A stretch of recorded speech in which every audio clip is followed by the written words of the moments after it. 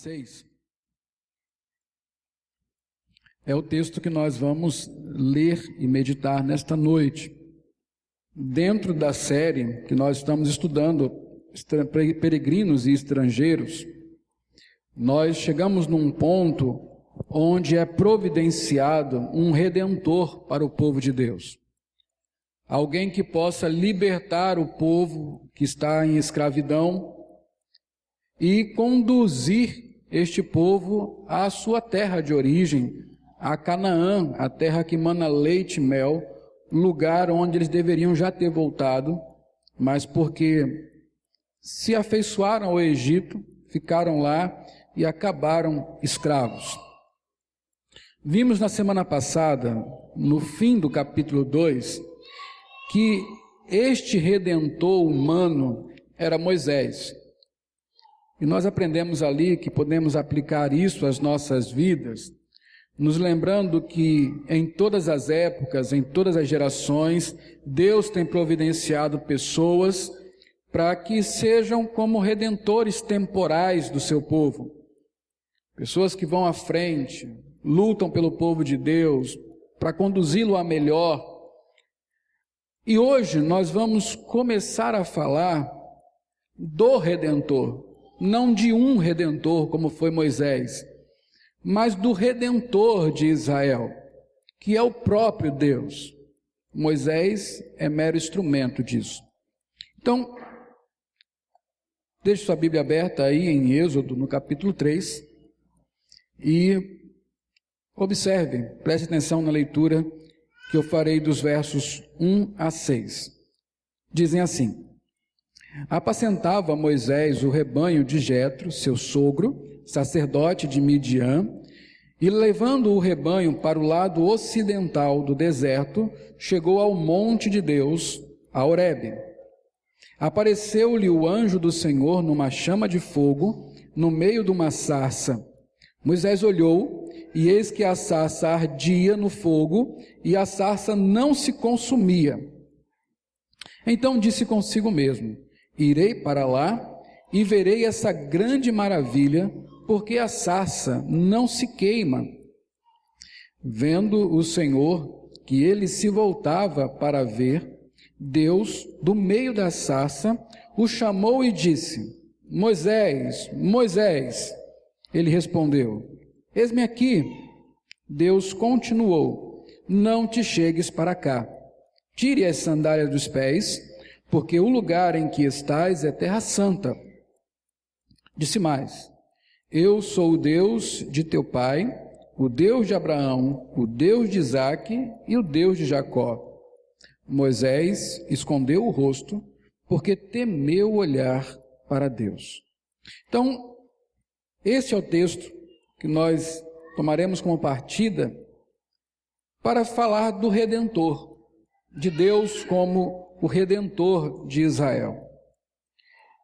Para que houvesse a peregrinação no deserto, para se chegar à terra prometida, era necessário que este povo saísse do Egito.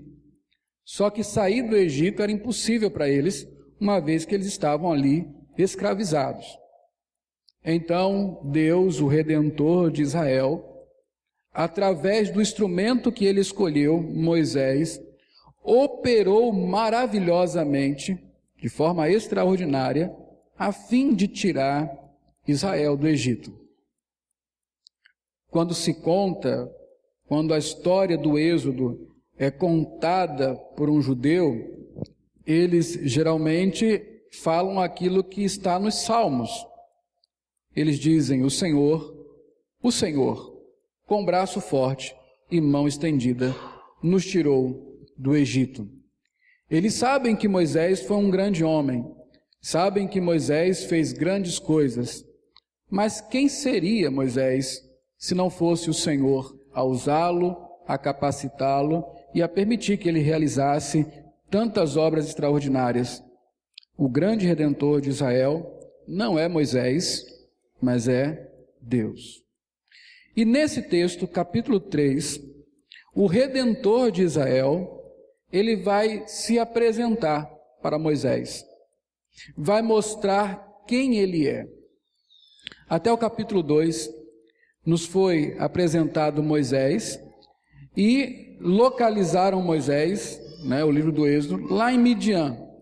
Como eu falei, a terra onde, depois de algum tempo, seria uma terra de peregrinação para o povo de Deus. E é lá em Midian, onde Moisés se estabeleceu, que Deus o chama. Só que, antes de chamá-lo, Deus irá se apresentar a Moisés e ao povo. Então, o capítulo 3 trata da apresentação a respeito de quem é Deus. Um dos temas principais de Êxodo é a revelação de Deus. É aqui onde Deus diz qual é o seu nome pessoal, por exemplo. Ele diz que o seu nome é o Senhor ou Yahvé. Neste livro, Deus revela a sua vontade para o seu povo, através das leis.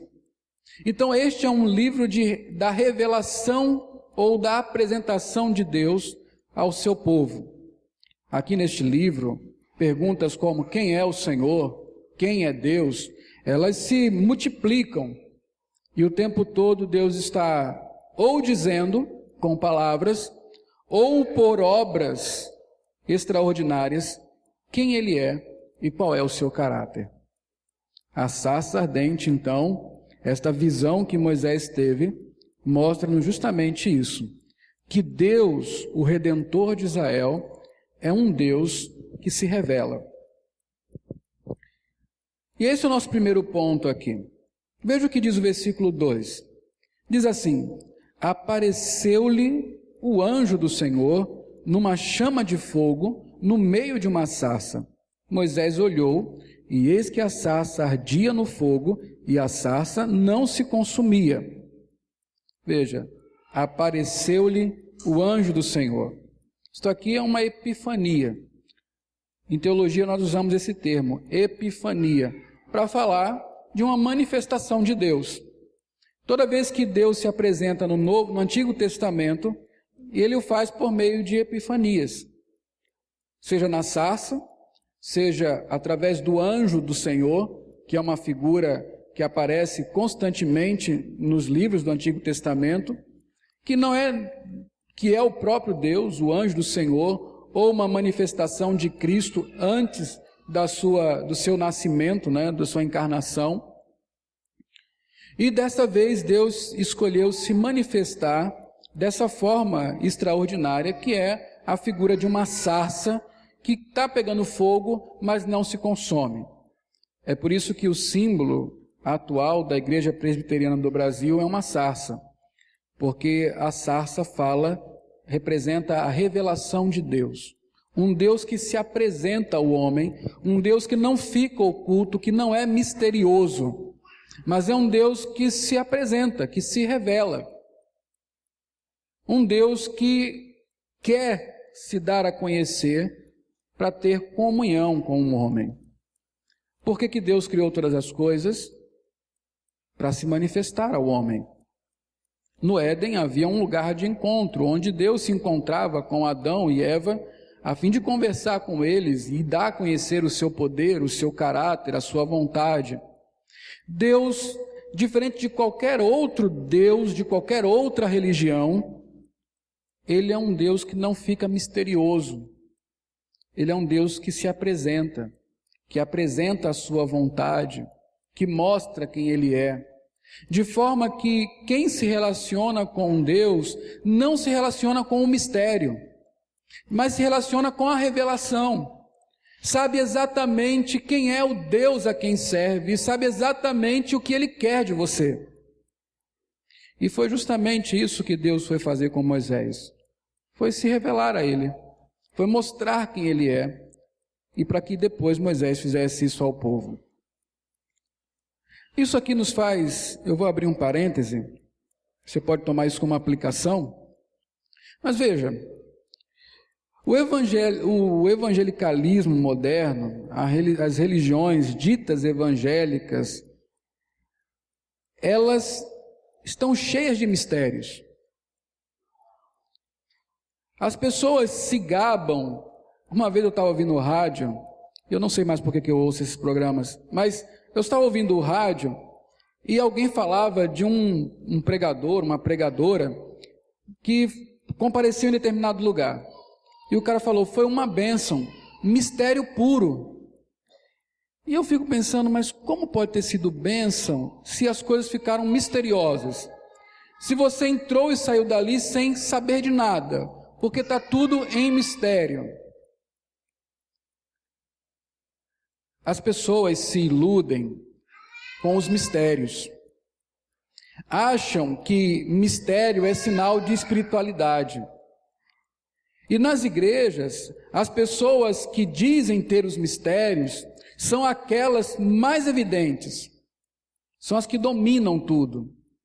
Porque elas têm os mistérios. A Bíblia fala que Deus se revela. Não há mistérios.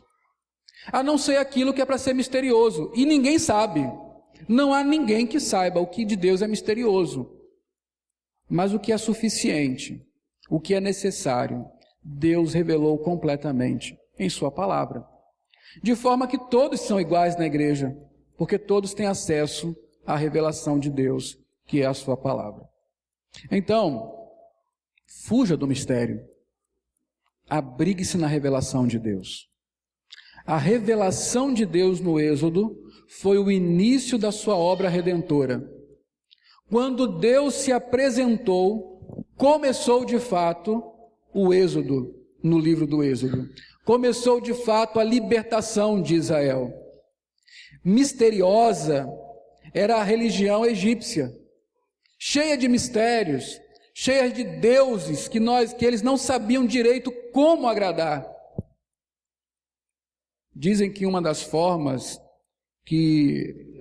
razões por que o Egito sucumbiu, o Império Egípcio sucumbiu, é porque em uma das batalhas, os inimigos desenharam nos escudos figuras de gatos. E o egípcio considera o gato uma coisa sagrada. E então eles não conseguiam lutar, porque lá no escudo tinha um gato, e eles morreram. Não sei se lenda, se mito, certamente tem lenda e mito nisso tudo, mas olha o que uma coisa misteriosa pode fazer. A religião dos hebreus, o Deus dos hebreus, ele não é um Deus misterioso, ele é um Deus que se revela, que se mostra, diz quem é e o que ele deseja. Isso é extraordinário, meus irmãos, porque nós nunca ficamos no escuro com Deus. Nós exatamente sabemos quem Ele é e o que Ele quer de nós. Fecha o parênteses. Vamos ao texto aqui. Então, como eu falei, o tema da revelação, o tema de Êxodo, um dos temas principais é justamente a revelação de Deus. Esta revelação, essa primeira aparição de Deus para o povo hebreu, no Êxodo, aqui na escravidão do Egito, se deu em um lugar muito especial, lá no Monte Horebe, ou Monte Sinai, a mesma coisa. E desde então, o Monte Sinai fica sendo conhecido como o lugar da revelação. Ele inclusive é chamado Monte de Deus. E por causa disso, ele era tratado como uma coisa especial. Ninguém ousava chegar perto dele, porque lá estava Deus, o Deus Santo, e todos temiam se aproximar daquele monte. Eu vou adiantar um pouco o texto, nós vamos lá para o capítulo 19 de Êxodo, e você vai ver aqui como a presença de Deus neste monte, onde ele se revelou, tornou esse lugar extremamente especial para aquele povo. No capítulo 19, 16 a 24, está escrito assim. Isso já foi depois do povo ter saído do Egito e tudo mais. Eles já estavam caminhando pelo deserto. E chegaram ao Monte Sinai, ou Monte Horebe, tanto faz.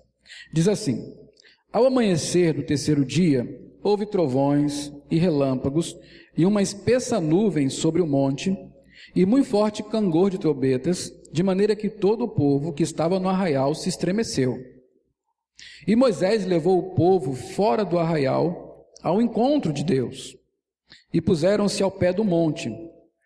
Todo o monte Sinai fumegava, porque o Senhor descera sobre ele em fogo. A sua fumaça subiu como fumaça de uma fornalha, e todo o monte tremia grandemente. E o canglor da trombeta ia aumentando cada vez mais. Moisés falava, e Deus respondia no trovão. Descendo o Senhor para o cimo do monte Sinai, chamou o Senhor a Moisés para o cimo do monte. Moisés subiu, e o Senhor disse a Moisés: desce, adverte ao povo que não traspasse o limite até ao Senhor para vê-lo, a fim de muitos deles não perecerem. Também os sacerdotes, os que se chegam ao Senhor, se hão de consagrar para que o Senhor não os fira. Então disse Moisés ao Senhor: o povo não poderá subir ao monte Sinai, porque tu nos advertiste, dizendo: marca limites ao redor do monte e consagra-o. Replicou-lhe o Senhor: vai, desce, depois subirás tu e Arão contigo. Os sacerdotes, porém, e o povo não traspassem o limite para subir ao Senhor, para que não os fira. Então veja que lugar extraordinário se tornou o Monte Sinai. Lá se tem a aliança de Deus, onde Deus entrega as tábuas da lei para Moisés, e lá se torna o grande lugar onde Deus está e onde a sua santidade habita, de forma que ninguém poderia ir para lá, porque certamente seria consumido. Eu falei desde o começo do culto que um Deus santo não pode ter na sua presença pecadores, a não ser que ele os chame para si, como fez com Moisés. Mas de outra forma, pecadores que aparecem diante de um Deus santo são fulminados. E esse aqui, além do tema da revelação, um outro tema importantíssimo no livro do Êxodo é justamente o tema da santidade de Deus. Deus se apresenta como um Deus absolutamente santo. Mas antes de falar disso, eu queria que você lesse no Novo Testamento sobre isso que eu acabei de dizer para vocês, sobre as epifanias de Deus, como Deus se manifestou.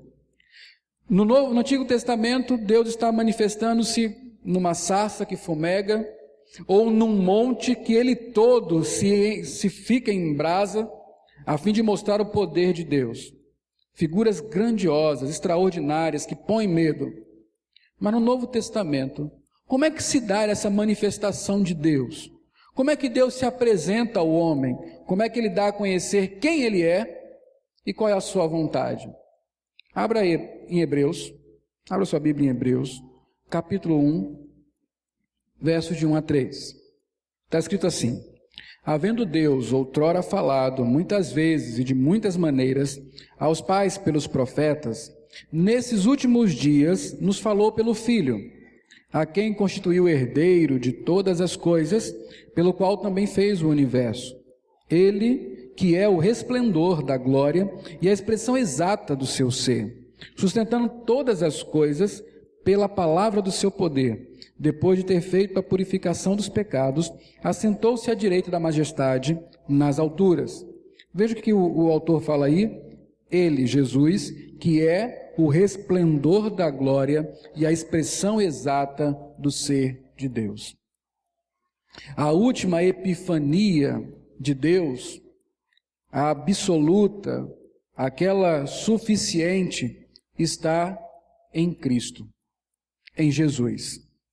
Jesus, em João 14, de 8 a 9, ele responde a Filipe. Filipe pergunta: Senhor, mostra-nos o Pai. E Jesus fala: há tanto tempo eu estou com vocês, e vocês estão perguntando quem é o Pai. Quem vê a mim, vê ao Pai. Ele é a expressão exata de Deus. A sarça e todas as outras manifestações de Deus no Antigo Testamento apontavam para a grande revelação de Deus, plena, o Senhor Jesus Cristo. Ouvimos a voz de Deus por meio de Cristo, que revelou a sua palavra. Vemos a Deus em Cristo Jesus. Temos comunhão com Deus através de Cristo. Estamos na presença de Deus por causa de Jesus. Ele é a revelação, a expressão exata do ser de Deus. No reino celestial, depois que nós nos encontrarmos com Deus, nós nunca veremos a Deus.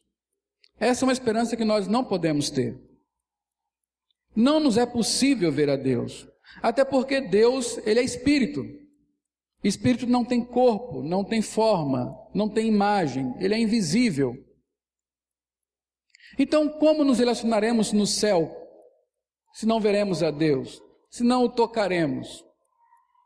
Nosso relacionamento no céu será com Cristo, o Deus que se tornou homem, o Deus que se tornou matéria, carne, palpável, audível, sensível. É com Ele que nós nos relacionaremos.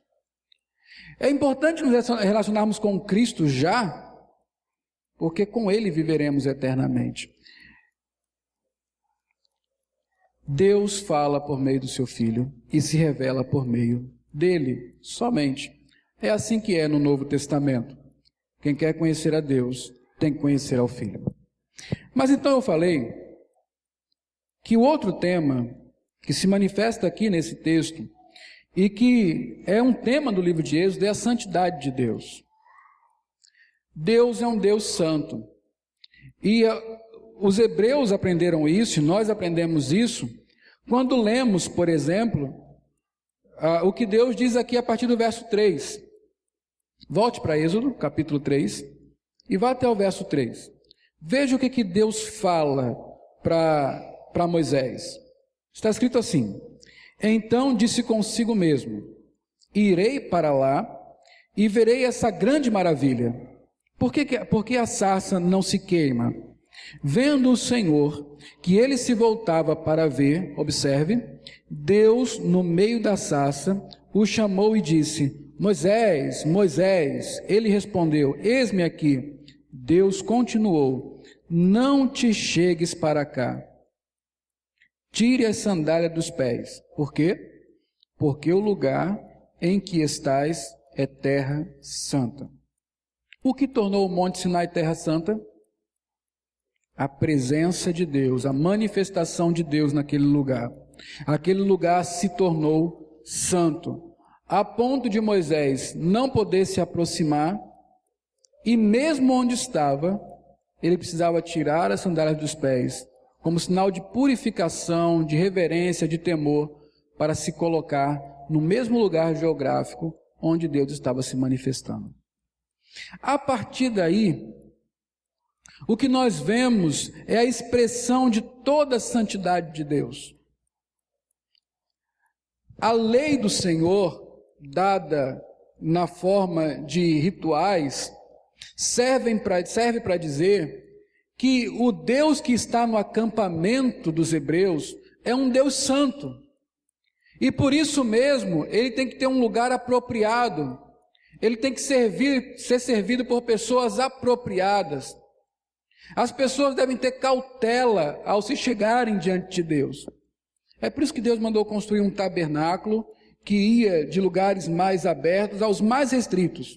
E lá no lugar mais particular do tabernáculo estava a Arca da Aliança, onde só uma pessoa poderia entrar, que era o sumo sacerdote. Porque quem entrasse ali sem ser autorizado, morreria.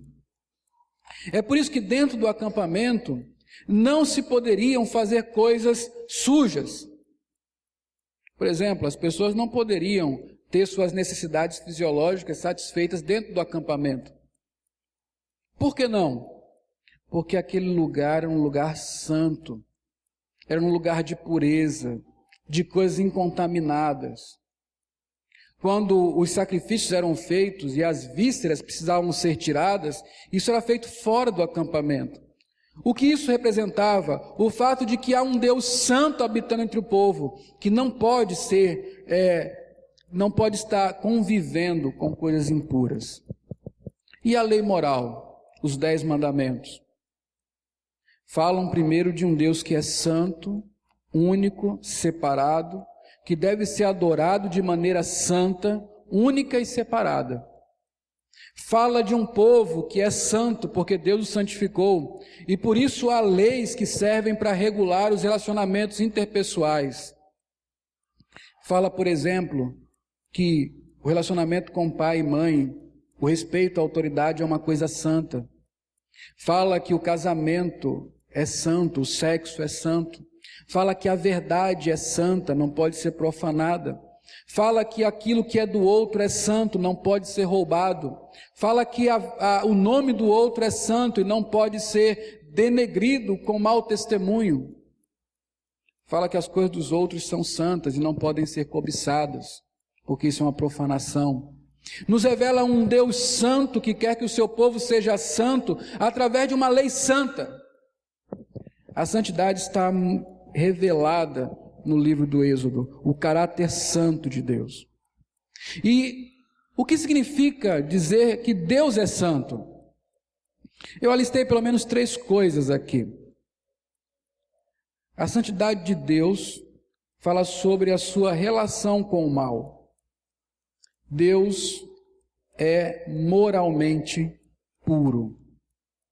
Deus não suporta o mal, Deus não pratica o mal, Deus não se relaciona com o mal. Deus, Ele é a fonte de todo o bem, Ele é o sumo bem. O mal para Deus é algo abominável, o pecado é algo que enoja a sua alma. É por isso que Deus é tão duro com o pecado, a ponto de, por causa do pecado, sacrificar o seu próprio filho. Porque o seu caráter santo e a sua santa justiça não permitem que Deus conviva com o pecado. Não há erro em Deus, não há mácula em Deus. Deus é totalmente bom, puro. O relacionamento de Deus com o mal é um relacionamento de separação completa. Que comunhão há entre Deus e os ídolos, entre luz e trevas, entre o bem e o mal? Exatamente nenhuma no caso de Deus. Segunda coisa, a santidade de Deus fala sobre sua separação de toda e qualquer impureza. Deus é separado. Meus irmãos, Deus não é como nós. Deus não está no nosso nível. Deus não se mistura. Deus é completamente separado. O salmista diz que até os céus dos céus são impuros para Deus. E de fato é. Quando nós temos Deus como padrão, tudo é impuro, tudo é imperfeito. Nós temos um que é único, diferente de qualquer outro Deus, diferente de qualquer outra criatura, melhor, de qualquer criatura. Deus é diferente de tudo e de qualquer pessoa. Deus é o único, separado de todo o mal. E a outra coisa é que a santidade é o atributo que recobre todos os demais atributos de Deus. Deus tem uma santa justiça, Deus tem uma santa paciência, uma santa vontade, uma santa pureza. Deus é totalmente santo e todos os seus atributos são santos. Uma vez que Deus é santo e não pode coexistir com o mal, estar na presença de Deus, sendo pecador, é algo temível. É algo de colocar medo em qualquer coração. O pastor Claudio Honor, ele observava esses fenômenos modernos aí nas igrejas, de pessoas que dizem ver Deus e saltitam, viram Deus e deram risada, viram Deus e fizeram aquilo outro. E ele lembrava as personagens bíblicas que viram uma manifestação de Deus. Todas elas caíram de cara no chão. Todas elas não suportaram observar a santidade de Deus. Isaías, por exemplo, ele teve uma visão maravilhosa. Viu o Senhor assentado em um alto e sublime trono, cercado de anjos, cantando: Santo, Santo, Santo é o Senhor. Toda a terra está cheia da sua glória. Isaías, ao invés de saltitar, de rir, de pular, Isaías falou: ai de mim, que sou um homem impuro e habito no meio de um povo de impuros lábios. É terrível a visão de um Deus santo. Quando Deus falou: Moisés, não se chegue para cá, ele não estava criando um lugar de exclusividade, não. Ele estava protegendo Moisés. Ele estava guardando Moisés de ser consumido pela santidade de Deus. Quando Deus disse: ponha limites no monte para que o povo não venha para cá, ele não estava criando uma elite, ele estava protegendo o povo. Porque se o povo chegasse no monte, sequer tocasse nele, morreria. A santidade de Deus nos faz temer. Alguém já disse que a pior coisa do mundo para alguém que tem culpa é conviver com um justo. E é bem verdade isso. A Bíblia conta uma história interessante, a história de Davi. Davi, ele cometeu adultério com Betseba e planejou o assassinato do seu marido. E de que maneira ele planejou? Ele chamou o marido de Betseba na casa dele e depois disso dormir com a sua esposa, a fim de transferir para o marido dela a responsabilidade pelo filho que já estava sendo gerado. Aquele homem falou: de forma nenhuma. Como é que eu vou dormir em casa se os meus irmãos estão na guerra? Eu não posso me dar esse conforto. Eu vou dormir aqui na soleira do palácio.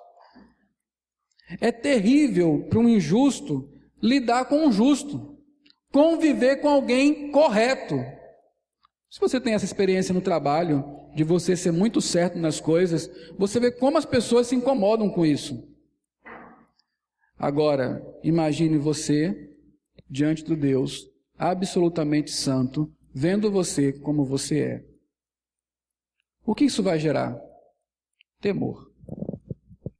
Nós vamos tremer nas bases, culpados do jeito que somos. E aí, veja a reação de Moisés.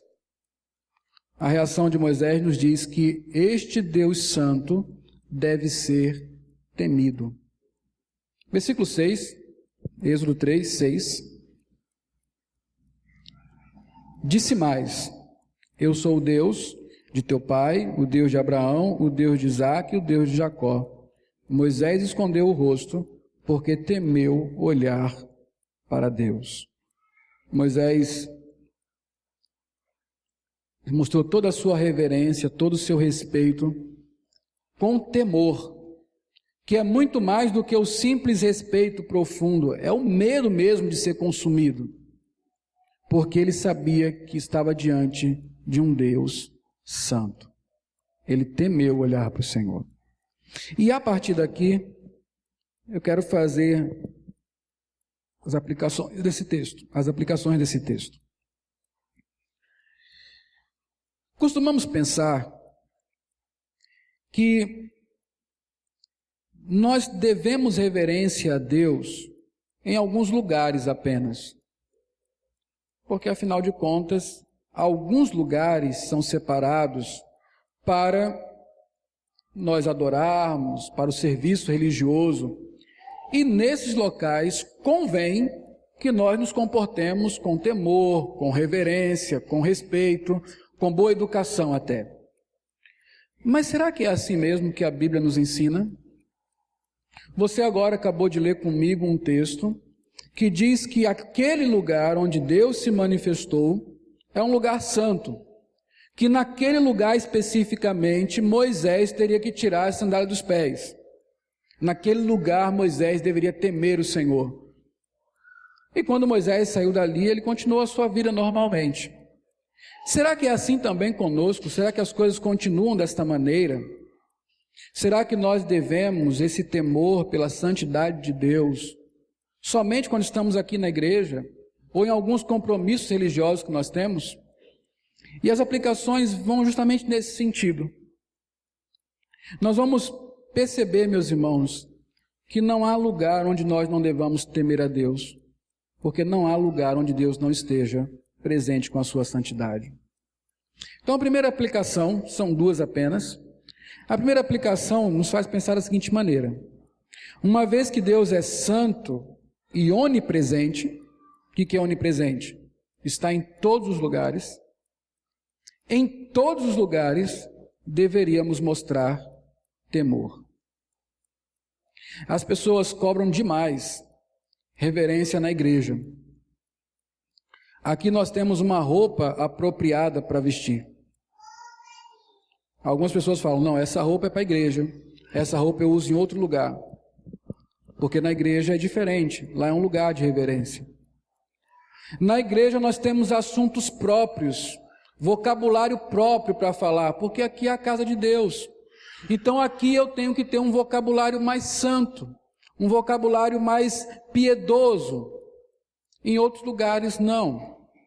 Na igreja eu visto uma capa de santidade e tiro esta capa quando estou fora da igreja, porque na igreja, onde é a casa de Deus, eu preciso ter reverência diante de Deus. Agora, quem disse que isso aqui é a casa de Deus? Quem disse que este lugar aqui é digno de qualquer respeito? Se você tirar essa placa daí e colocar o nome boate, o ambiente serve para uma boate. Temos aqui um palco para o cantorzinho e aí o pessoal dança. Em alguns lugares na Europa, as igrejas estão sendo alugadas ou vendidas para serem bares, pubs, boates, inferninhos. Lugares que outrora foram lugares de adoração, hoje são lugares de promiscuidade, venda de drogas, propagação da injustiça. Deus não vai se restringir a lugares. Não há nenhum lugar onde Deus não esteja presente com a sua santidade. Não há nenhum lugar onde você tenha permissão de viver de maneira profana. Não há lugar onde você possa sair da presença de Deus. O Salmo 139 diz, se eu subo aos céus, lá estás. Se eu desço ao mais profundo abismo, lá estás. Se eu estou na luz, lá estás. Se eu estou nas trevas, lá estás. Para onde fugirei da tua face? Para onde me ausentarei do seu espírito? Uma roupa que eu não posso usar na igreja, eu não posso usar em lugar nenhum. A linguagem que eu não posso usar na igreja, eu não posso usar em lugar nenhum. O comportamento que eu não posso ter na igreja, eu não posso ter em lugar nenhum. Porque Deus está comigo em todos os lugares, com a sua presença santa e temível. Viver de maneira profana, quando você está fora da igreja, é não temer a Deus. É não se proteger de um Deus santo, justo, que zela por sua justiça. É uma grande hipocrisia quando nós ensinamos nossos filhos a se comportarem bem na igreja e não se comportarem bem em lugar nenhum mais. É uma grande hipocrisia quando nós cobramos rigores na igreja e não cobramos isso em lugar nenhum mais. É uma grande hipocrisia quando nós exigimos disciplina, exigimos pureza neste ambiente, mas a nossa vida é vivida completamente de forma profana em qualquer outro lugar. Nós participamos das mesmas piadas, nós participamos das mesmas fofocas, vestimos da mesma maneira, comportamos de maneira injusta. Em nossa casa, no trabalho, na escola. Quem diz que Deus não está lá? Quem diz que Deus não está presente? Quem diz que a santidade de Deus não está se manifestando? Deus não se ausenta de lugar nenhum. Nós oramos, ou começamos o culto falando, Senhor, agora nós entramos em sua presença. E quando é que nós saímos dela?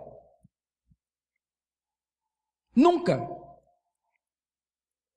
Deus não está mais no Monte Sinai, nunca esteve, Deus está em todos os lugares. Deus criou o mundo para a sua glória. Nós profanamos o mundo santo de Deus.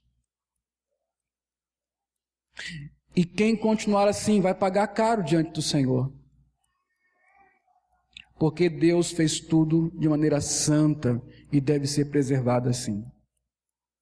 Qualquer lugar onde você resolva deliberadamente pecar, isso é um ato de falta de temor a Deus e de profanação da sua presença. Não há lugar onde Deus não esteja, portanto, não há lugar onde nós tenhamos o direito de ser profanos e não ser santos. Segunda aplicação. Onde é que Deus habita mesmo?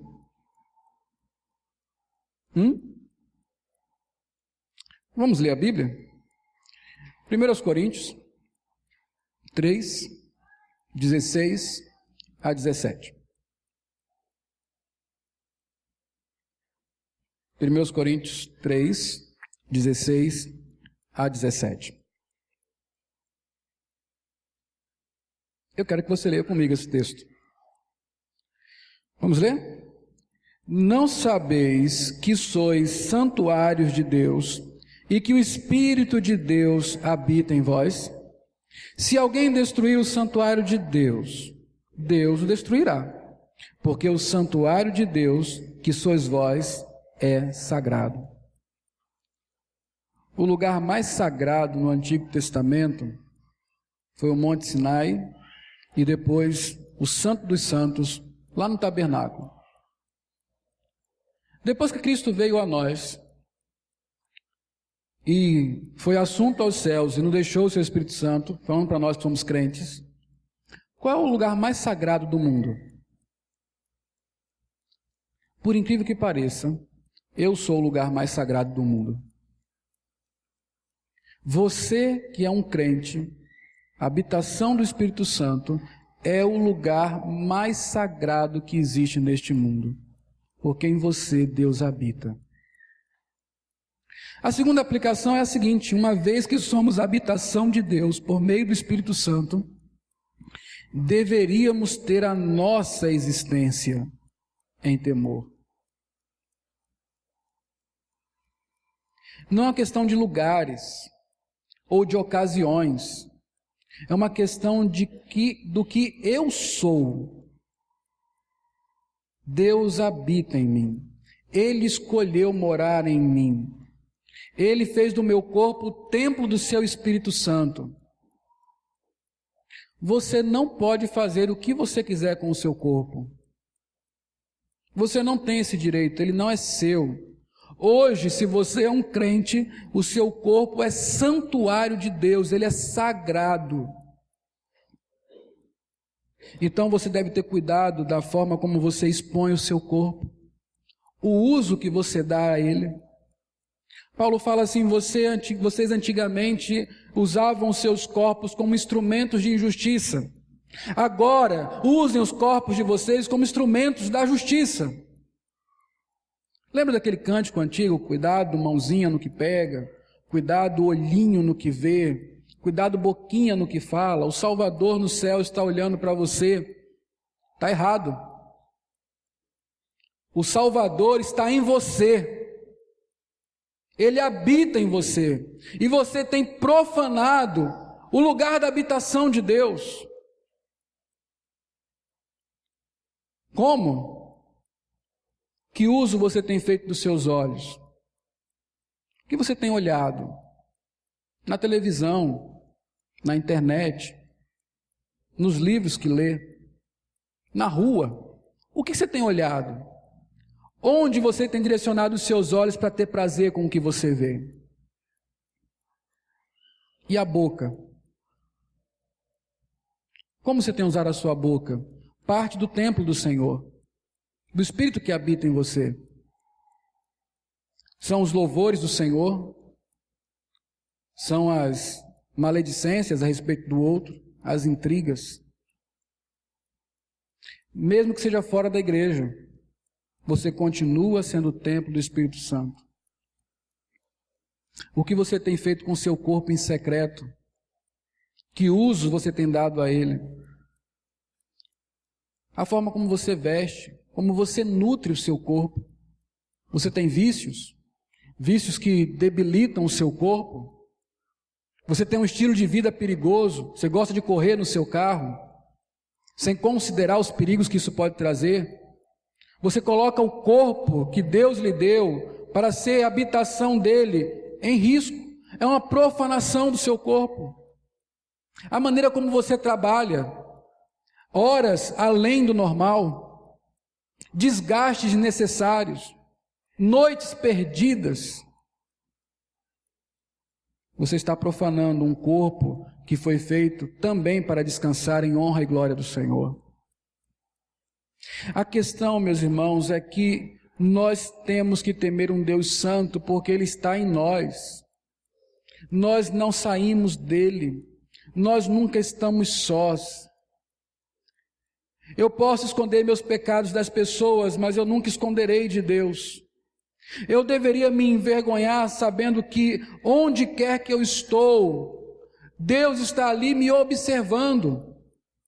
E se o tempo que eu estou ali, fazendo o que eu estou fazendo, é pecaminoso, eu deveria temer isso.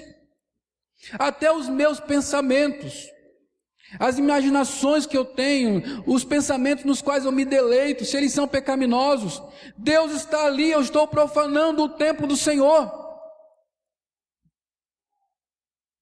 O nosso Redentor é santo e quer que nós sejamos santos. Ele não apenas quer que nós o temamos por sua santidade, mas Ele quer que nós cheguemos ao nível dele.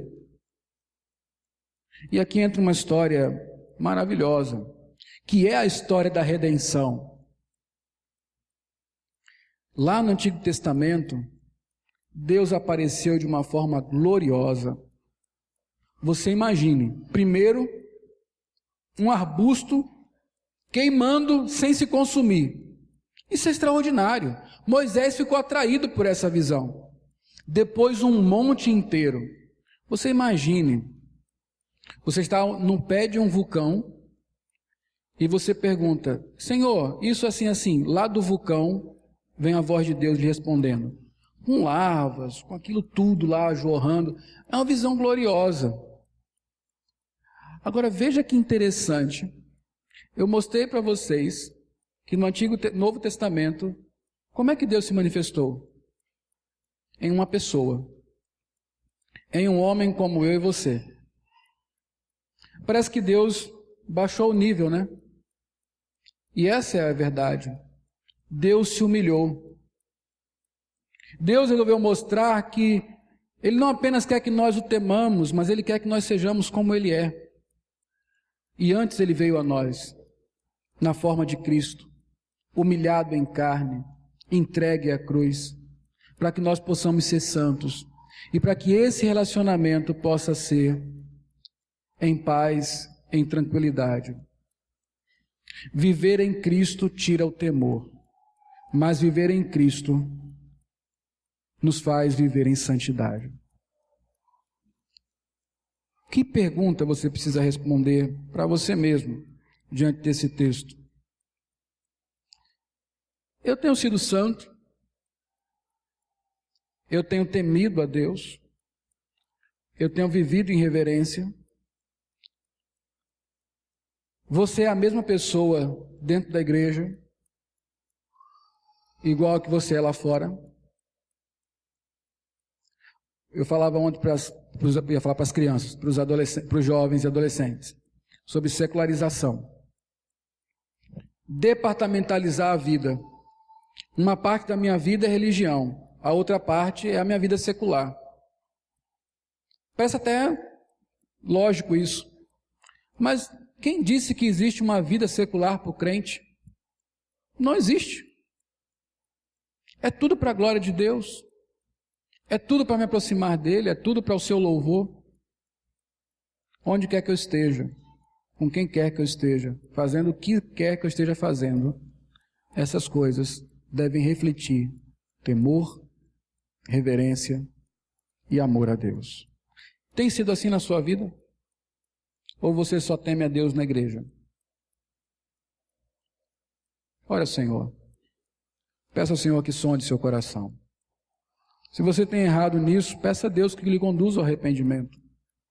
Que Ele faça compreender que você está sempre diante dEle e que isso basta para você ser santo.